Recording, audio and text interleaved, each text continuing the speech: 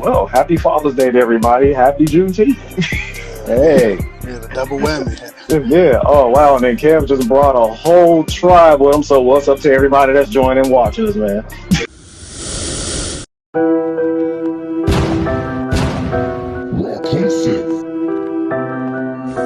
Who, what, where would you be if you were not a dad right now?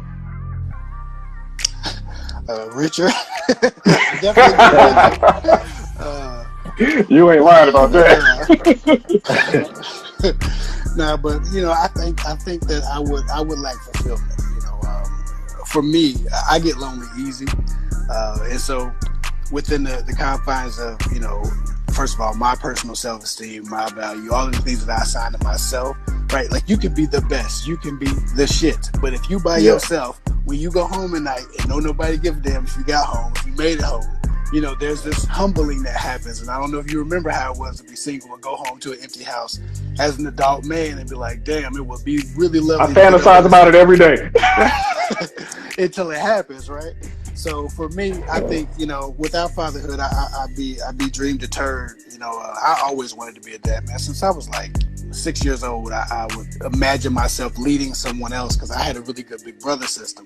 But I have 3 big brothers, and they were all like dads because the youngest one is 7 years older than me, right? So I feel like I had 3 dads at all times, and so I just felt myself being molded and being groomed and changed in positive ways by their presence. And so I couldn't wait to at least be a big brother. But what I realized very soon, around 11 is, man, these are my dads, right? Like, because I didn't have my father growing up. So, it made me that, that much more. It made me want to be a dad and just give that same power and strength and empowerment and motivation and inspiration to somebody else. I've always been the big brother in my friend groups, in my social groups. But man, to be a father is a dream fulfilled, especially like days like yesterday. My son, he's 6 years old. He had his first basketball practice. Now, I'm a basketball guy, so it don't get no better than my favorite sport and my favorite person.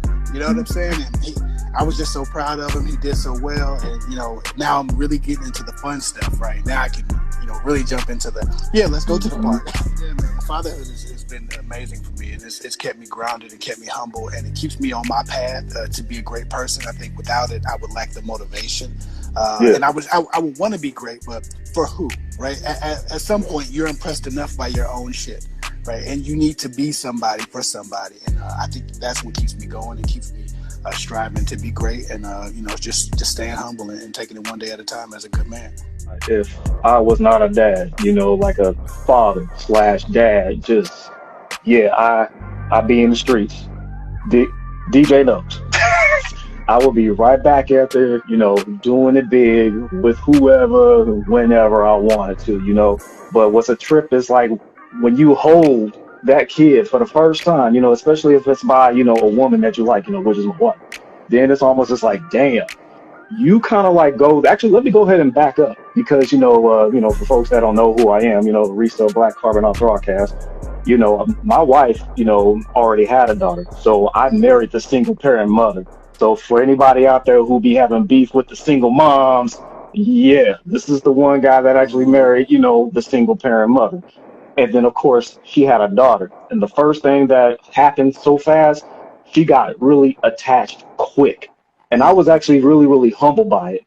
But I actually wanted to be that individual to where, I'm traditional where, okay, I need to educate myself more on a whole lot of things. I was already a bookworm, but now I had to even be a little bit more smarter because I didn't want her always going somewhere else to get the answer to something. So I got multitude of books. I'm always reading. So when she has a question, I always have an answer. If I don't know it, it's like, we'll go ahead and look it up together. But when the second one came, then it was like, and it was a boy, then it was like, okay, now I got to figure out how to let him know America's going to hate him, the moment he comes out of the womb, so now not only am I damn near, more protective, now I have to really, really be smarter.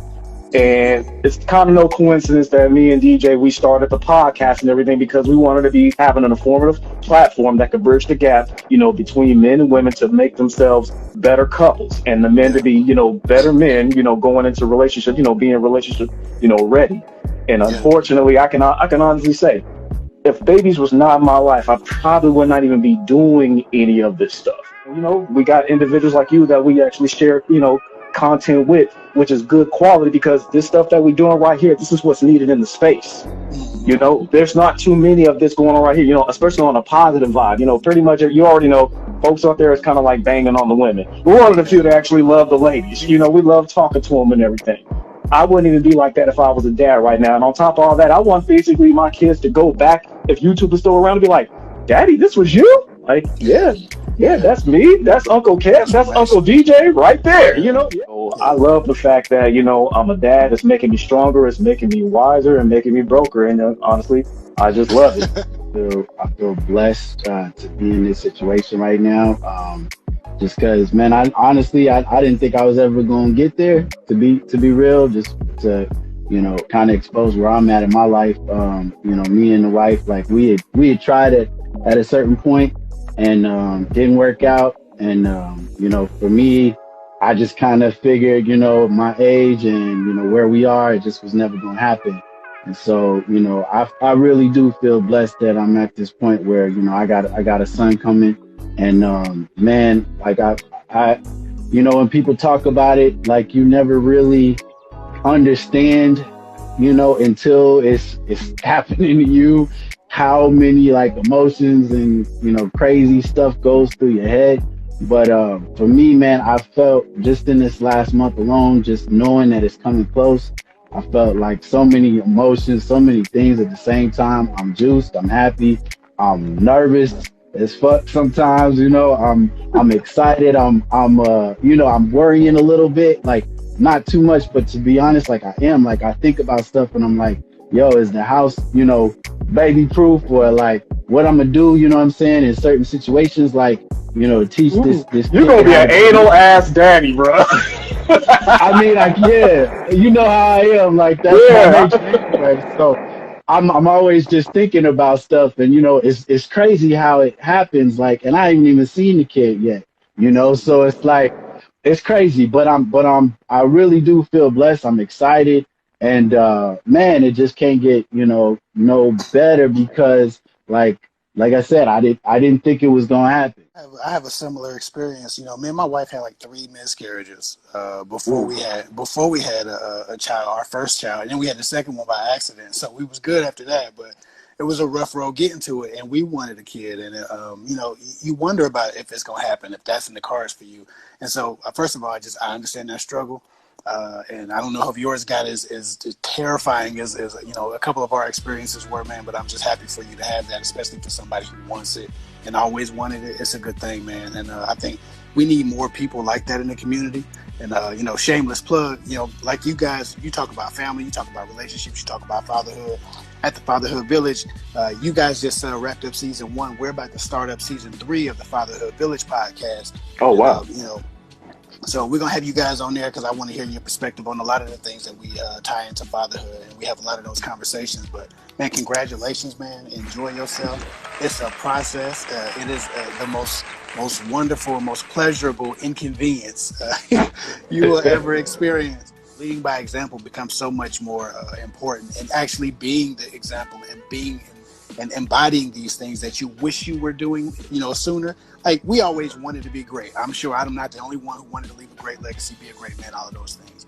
But when you actually have somebody that's affected by you not succeeding at that goal, to be a stand-up gentleman, to stand for shit, to rule over, your castle with compassion, with love, with diligence and with integrity, right? When you need to show him how to treat a woman by how you treat his mom. You need to show him how to treat a woman by how you treat his sister if you have one. Or, in your case, you got one. Like, to become great, just so you can exemplify great. Man, I found out when I found out we was pregnant, I picked up a guitar. I ain't play no damn guitar, man. I just wanted to know shit so I could teach him stuff. You know what I'm saying? Like, what can I teach him? I don't know how to do that. I got to figure it out now, And so to your point, the studying and the growth of self and being on your journey to be great so that everything you represent becomes what your son looks at and wants to be and looks up to. It's a really great thing. And so it grows you as a person. It grows your relationship if you've picked right, and it sounds like you've picked right. And I always talk about that selection, right? Parenting doesn't start at conception. It starts at selection. And it sounds like you two brothers selected right. So, man, congratulations again. And I think you're going to enjoy it. don't have a daughter because we were trying for a daughter and we got 2 sons. And I'm like, I'm not going to end up with 4 sons like my mom did. My mom was trying for a daughter and ended up with 4 of us. So when we had our second son, I was like, you know what? We good. We're gonna do this thing right here. We might adopt a girl one day. We haven't ruled it out. A lot of black babies get left in adoption centers, and at some point, I might go to one of those adoption centers, pull one of our people out of there, give them a chance. So that's still on the table for us. But I had a vasectomy, so we ain't having no more kids. I'm trying to protect the bag, but really being what I would be to my daughter, to my YouTube audience. And being that big brother that for some of them, they're very young, so they're a father figure. But these are the things that I talk about on my channel are the things that I would actually try to give my daughter. But because I don't have that honor and that pleasure, then I have to give it to strangers and hope that they give it to their daughters. And so that we're not seeing this generational curse, perpetuate itself over and over again through strangers. Me, I'm kind of similar, man. I thought I was gonna have a daughter. Like my whole life, that was in my head. I always had this dream when I was a kid, and I could picture this little girl with curly hair, and I always thought it was real. In my mind, I was thinking, okay, when Linda told me she was pregnant, I was like, all right, this is it. Even my mom was like planning for a daughter because she kind of had been wanting one, because we got pretty much all boys in the family. My brother got 3 boys because he was trying to go for a daughter and he missed. And, so like I'm thinking that's where it's going.